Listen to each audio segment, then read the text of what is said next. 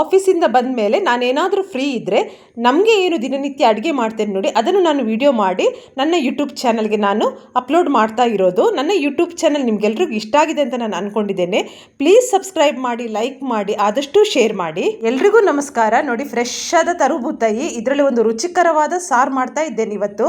ಬನ್ನಿ ಇದನ್ನು ಯಾವ ರೀತಿ ಮಾಡೋದು ಅಂತ ನೋಡೋಣ. ನಾನೆಲ್ಲ ಇವತ್ತು ಹಸಿ ಮಸಾಲೆ ಯೂಸ್ ಮಾಡ್ತಾ ಇದ್ದೇನೆ. ತುಂಬ ಚೆನ್ನಾಗಿರ್ತದೆ. 25 ಮೆಣಸಿನ್ಕಾಯಿ, ಅದರಲ್ಲಿ 20 ಬ್ಯಾಡಗಿ ಮೆಣಸಿನ್ಕಾಯಿ, 5 ಗಿಡ್ಡೆ ಮೆಣಸಿನ್ಕಾಯಿ, ದೊಡ್ಡ ಗಾತ್ರದ ಹುಣಸೆಹಣ್ಣು, ಸ್ವಲ್ಪ ತೆಂಗಿನಕಾಯಿ, ಅದಕ್ಕೆ ಅರಿಶಿನ ಹಾಕ್ಕೊಂಡಿದ್ದೇನೆ. ಅರಿಶಿನ ಮಾತ್ರ ಕರೆಕ್ಟಾಗಿ ಹಾಕಬೇಕು. ಅರ್ಧ ಈರುಳ್ಳಿ, 1 ಸ್ಪೂನು ಜೀರಿಗೆ, 6 ಎಸಳು ಬೆಳ್ಳುಳ್ಳಿ, 1/4 ಸ್ಪೂನು ಸಾಸಿವೆ, 1/4 ಸ್ಪೂನು ಮೆಂತೆ, 3 ಸ್ಪೂನು ಕೊತ್ತಂಬರಿ ಬೀಜ, 1/4 ಸ್ಪೂನು ಕಾಳುಮೆಣಸು ಹಾಕ್ಕೊಂಡಿದ್ದೇನೆ. ಇದನ್ನೀಗ ನಾವು ಗ್ರೈಂಡ್ ಮಾಡ್ಕೋಬೇಕು. ಮಿಕ್ಸಿ ಜಾರಿಗೆ ಇದನ್ನೆಲ್ಲ ಹಾಕಿ ನಾವು ಸಾಫ್ಟಾಗಿ ಗ್ರೈಂಡ್ ಮಾಡ್ಕೊಳ್ಬೇಕು. ಈ ರೀತಿ ಹಸಿ ಮಸಾಲೆ ಮಾಡಿದರೆ ತುಂಬ ಚೆನ್ನಾಗಿರ್ತದೆ ಸಾರು. ಒಂದು ಒಳ್ಳೆ ಬೇರೆ ರೀತಿಯ ಒಂದು ರುಚಿಯನ್ನು ಕೊಡ್ತದೆ. ನಾನು ತೆಂಗಿನಕಾಯಿನೂ ಹಾಗೆ ಸ್ವಲ್ಪ ಹಾಕ್ಕೊಂಡಿದ್ದೇನೆ. ಈಗ ಇದನ್ನು ಗ್ರೈಂಡ್ ಮಾಡುವ. ಮಸಾಲೆ ಸಾಫ್ಟಾಗಿ ಗ್ರೈಂಡ್ ಆಗಿದೆ. ಈಗ ಗ್ರೈಂಡ್ ಮಾಡಿ ಇಟ್ಕೊಂಡಿರುವಂಥ ಮಸಾಲೆಯನ್ನು ನೋಡಿ ಮಣ್ಣಿನ ಪಾತ್ರೆಗೆ ಹಾಕ್ಕೊಳ್ತಾ ಇದ್ದೇನೆ. ಇದಕ್ಕೆ ಹಾಕಿ ನಾವು ಹದ ಮಾಡ್ಕೊಳ್ಬೇಕು. ತುಂಬ ನೀರು ಮಾಡೋದು ಕೂಡ ಬೇಡ, ಒಂದು ಹದವಾಗಿ ಇದ್ದರೆ ಸಾಕು. ಹಾಗಂತ ತುಂಬ ಗಟ್ಟಿನೂ ಇರಬಾರ್ದು. ಇದನ್ನು ಸರಿಯಾಗಿ ನಾವೀಗ ಹದ ಮಾಡ್ಕೊಳ್ಬೇಕು. ನೋಡಿ, ಗಟ್ಟಿ ಇದೆ. ಇನ್ನೂ ಸ್ವಲ್ಪ ಇದಕ್ಕೆ ನೀರನ್ನು ಹಾಕ್ಕೊಳ್ಬೇಕು.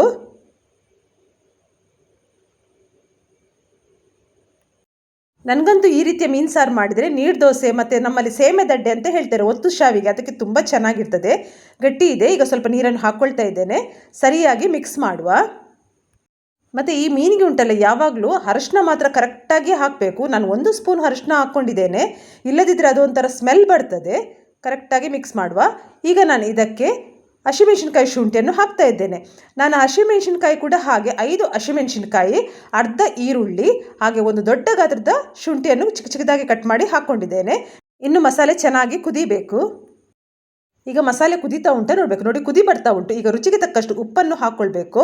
ಕರೆಕ್ಟಾಗಿ ಉಪ್ಪನ್ನು ಮಾತ್ರ ಹಾಕ್ಕೊಳ್ಬೇಕು, ಯಾಕಂದರೆ ಉಪ್ಪು ಹುಳಿ ಖಾರ ಕರೆಕ್ಟಾಗಿ ಇರಬೇಕು. ಈಗ ಒಮ್ಮೆ ಇದನ್ನು ಈ ರೀತಿ ಮಿಕ್ಸ್ ಮಾಡಿ ಇನ್ನು ಚೆನ್ನಾಗಿ ನಾವು ಮಸಾಲೆಯನ್ನು ಕುದಿಸಬೇಕು.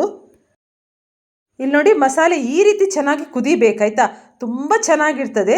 ಮತ್ತು ಇನ್ನೊಂದು ವಿಶೇಷ ಏನಂದರೆ, ಈಗ ನಾವು ನಾನ್ ವೆಜ್ ಎಲ್ಲ ತಿನ್ನಲ್ಲ, ಆ ಟೈಮಿಗೆ ನಾವು ಖಾಲಿ ಮಸಾಲೆಯನ್ನು ತೆಗೆದಿಟ್ಟು ಊಟ ಮಾಡ್ತೇವೆ. ಅಷ್ಟೊಂದು ರುಚಿಕರವಾಗಿ ಇರ್ತದೆ.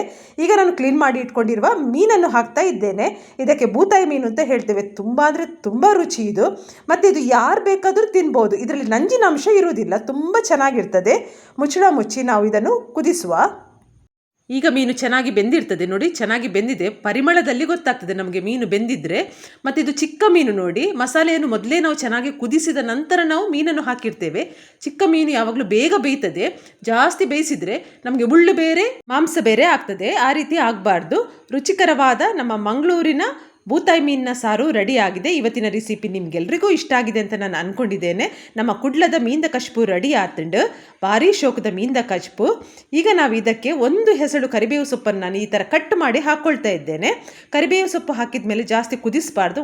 ಈ ರೀತಿ ಅದನ್ನು ಮಸಾಲೆ ಒಳಗೆ ನಾವು ಮಿಕ್ಸ್ ಮಾಡಿ ಮುಚ್ಚಳ ಮುಚ್ಚಿ ಇಡಬೇಕು. ಇವತ್ತಿನ ರೆಸಿಪಿ ನಿಮ್ಗೆಲ್ರಿಗೂ ಇಷ್ಟ ಆಗಿದೆ ಅಂತ ನಾನು ಅಂದ್ಕೊಂಡಿದ್ದೇನೆ. ಇಷ್ಟ ಆದರೆ ನೀವು ಕೂಡ ಮನೇಲಿ ಟ್ರೈ ಮಾಡಿ ನನಗೆ ಕಮೆಂಟ್ ಮಾಡಿ ತಿಳಿಸಿ. ಹಾಗೆ ಯಾರೆಲ್ಲ ಯೂಟ್ಯೂಬ್ ಚಾನಲ್ ಸಬ್ಸ್ಕ್ರೈಬ್ ಮಾಡಿಲ್ವೋ ಪ್ಲೀಸ್ ಸಬ್ಸ್ಕ್ರೈಬ್ ಮಾಡಿ, ಲೈಕ್ ಮಾಡಿ, ಶೇರ್ ಮಾಡಿ. ಎಲ್ಲರಿಗೂ ನನ್ನ ಪ್ರೀತಿಯ ಧನ್ಯವಾದಗಳು.